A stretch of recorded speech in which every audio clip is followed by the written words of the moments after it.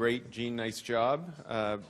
Next we have the third of our three lightning talks. I'm going to ask Patty O'Donnell to come on up. Patty is the former Select Board Chair for Vernon, Vermont. For those of us from New England, that's also known as the Gateway to the Green Mountains. She served on the Vernon School Board and Select Board for 10 years, 3 years as chair. She's been a state representative for 12 years and presently serves as chair of the Tax Committee and is a member of the Planning Committee. So please welcome Patty O'Donnell.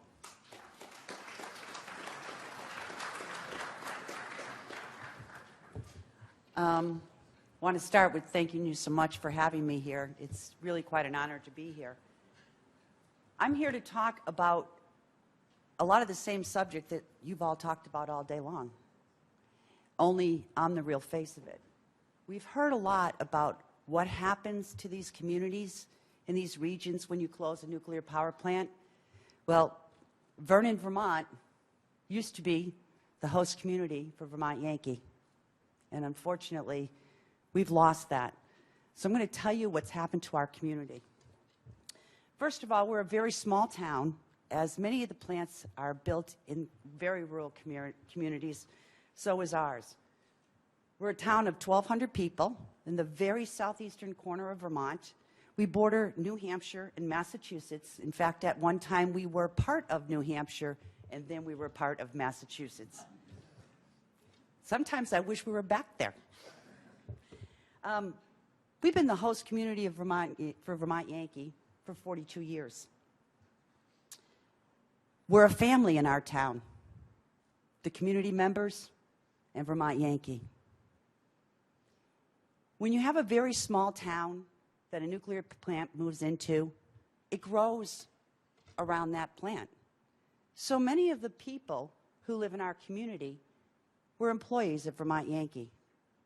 Vermont Yankee Entergy isn't just a company to us. It's a member of our family, and they've treated us that way all along the way. So the town was concerned when Entergy announced that it was going to go for relicensing of Vermont Yankee because we really wanted it to happen.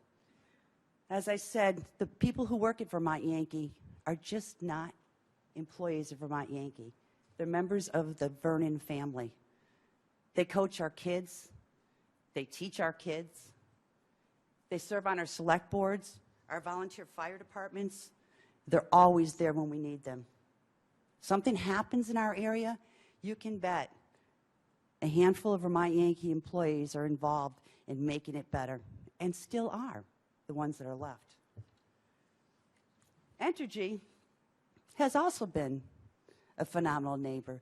Now, I can only talk about Entergy on the industry because that's all I know. But boy, what a company. All of this is happening. Vermont Yankee's closing, and they're still there for us every step of the way. We had a wonderful negotiation on our future tax agreement. They were fabulous to deal with for the town. We lost, because of Entergy's business in our state, about $300 million. Now, remember, Vermont is a state of 600,000 people.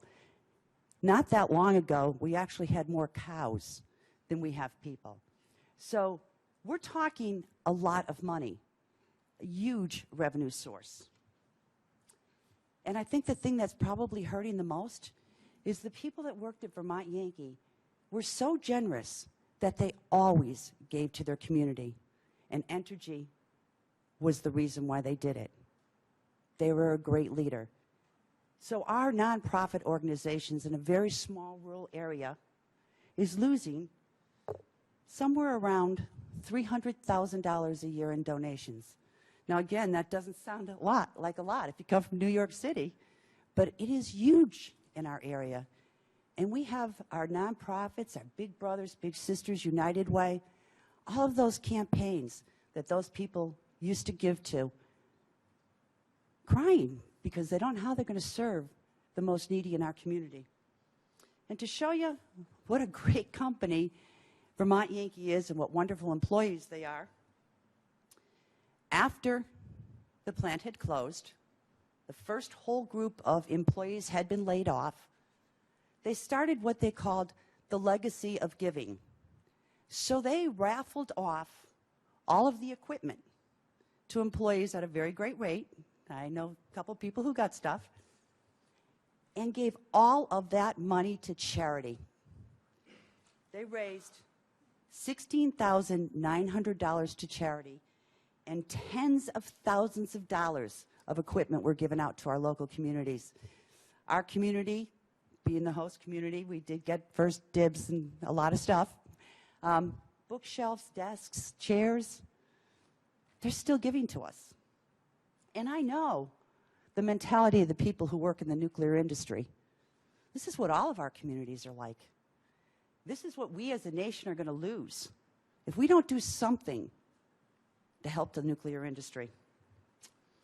So when it was announced that Vermont Yankee was going to get relicensed, we had a party in town. We were so excited. And then months later, out of the blue, Bill Mole came to our town and told us that Vermont Yankee was going to close. Other than the death of my parents, I think it's one of the saddest days I've ever lived through. As the chair of the select board at the time, I had a tremendous responsibility to try to figure out how we were going to live. And all of these people were my friends. Our kids all grew up together. I'm called mom of the neighborhood because I'm the oldest. And most of the people in my neighborhood work at Vermont Yankee. We had house after house after house on the market and just sadly watched as people had to leave because there's no other opportunity in New England. Anybody who thinks New England's growing sure as heck hasn't been in my area because there's nothing. Vermont Yankee were the highest paid jobs in the state of Vermont, and they're gone. So it's been sad. And I want to impress upon you how difficult it is for these communities, because it's not only the town of Vernon that has been affected, it's our entire region. As I said, we're in the southeast corner of Vermont. So Massachusetts has been affected, New Hampshire has been affected, we have been affected, our schools have been affected, our tax rates have been affected, the market value of our homes have gone down about 25% already. The first year's town meeting, and Vermont's different in many ways, but we have what we call town meeting every year. So in the middle of the winter, we cross our fingers and pray we don't have snowstorms. And the first 2 days in March, or first Monday and Tuesday in March, we have what we call town meeting, where the whole community comes out and we vote on a budget. The year before they announced Vermont Yankee was going to close, 65 people showed up at town meeting. It did snow, but 65 people showed up at town meeting.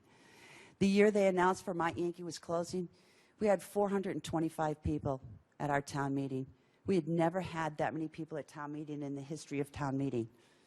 Why? Because people were afraid. How do you go on? So we got the bright idea of turning our planning commission into an economic development committee. And I'm telling you this story because I want you to understand that every speaker that has spoken today has talked about what could happen. It's happening. So we looked at this piece of property. We always called it our golden egg.